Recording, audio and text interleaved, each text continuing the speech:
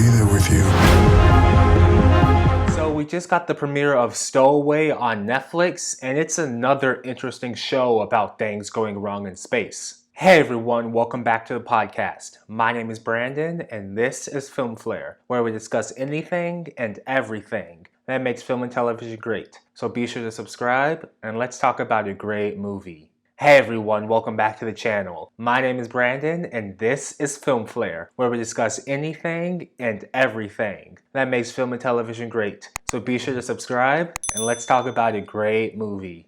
Life support is damaged permanently. We only have enough oxygen aboard for 3 people. Everyone on board will suffocate before we ever make it to Mars. Stowaway is the story about a 3-person crew on a mission to Mars who find themselves facing a moral dilemma when an unplanned passenger jeopardizes the lives of everyone on board. It's essentially the solar system's most complex trolley problem. You're on a spaceship that's running out of oxygen. If you do nothing, everyone dies. But in order to save some of the crew, you have to make the decision to kill another. If there's really nothing we can do, we have to take someone's life. It's an impossible choice to make, and every crew member goes about the problem in their own unique way. And with only 4 characters ever appearing on screen, we get to spend a lot of time with each of them as they approach the point of no return to make their choice.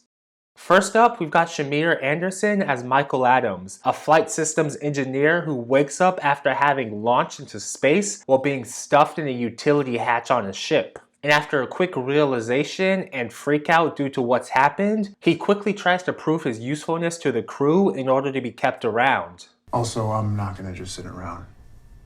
I can learn fast. I can do whatever it takes.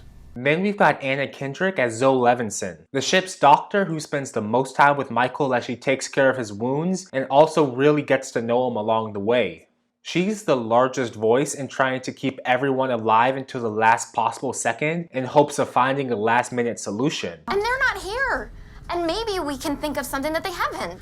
Daniel Dae Kim plays David Kim, a scientist who's torn between doing the right thing for everyone on board and ensuring the success of the mission while also protecting his life's work. He's the most conflicted on what to do in this situation, and we get to watch him struggle with that decision as he's genuinely trying to do the right thing for everyone on board the ship. And finally, we've got Toni Collette as Marina Barnett, the commander of the mission and the one who has to continually deliver all of the bad news. We only have enough oxygen aboard for 2 people. And while I do understand the need for the commander, in this story, she really doesn't do anything or have any sort of stakes to draw the audience into her character. David sacrifices his life's work to try to help, and Zoe refuses to accept failure at any point. But the commander, she's just kind of there in the mix without having any real sort of impact on the situation. At no point was her survival ever in question, and she's kind of just there in the story, never really contributing much to it.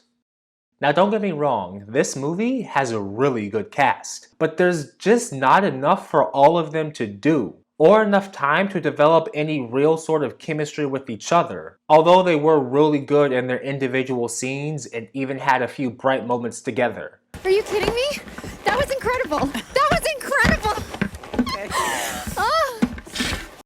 Now, going into this movie, I did think that there would be a happy ending to this story, but in the back of my mind, I just had this nagging feeling that I was just watching a dead man walking, and that feeling only got stronger as the minutes ticked down. And at the end of it all, it was my gut feeling that was correct, just not the original character that I was expecting, but honestly, the one that makes the most sense. And as a result, there kind of isn't any real surprise for the audience in this film. We know where this story is taking us, and any sort of payoff can be seen almost as soon as it's set up. And I really would have liked to have seen more in the story about how Michael ended up stuffed in an internal compartment of a rocket with seemingly nobody having noticed it.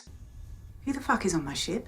Solving that mystery would have made for a more dramatic story while providing more for our characters to do rather than just sitting around and literally watching algae grow. Which speaks to the wider issue of this film just not doing enough. There's nothing really wrong with this movie, except for the fact that it really doesn't land in the way it's supposed to. The characters were good, the setting was great, and everything about the story is a great concept, but the execution just failed to live up to its potential. It's missing just a few key ingredients to make this movie great, and leaves the audience just wishing for a little bit more.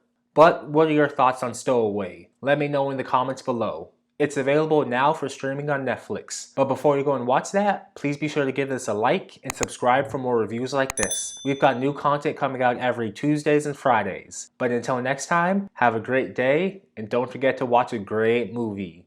Bye. There's no way for all of us to survive. It's imperative that we try.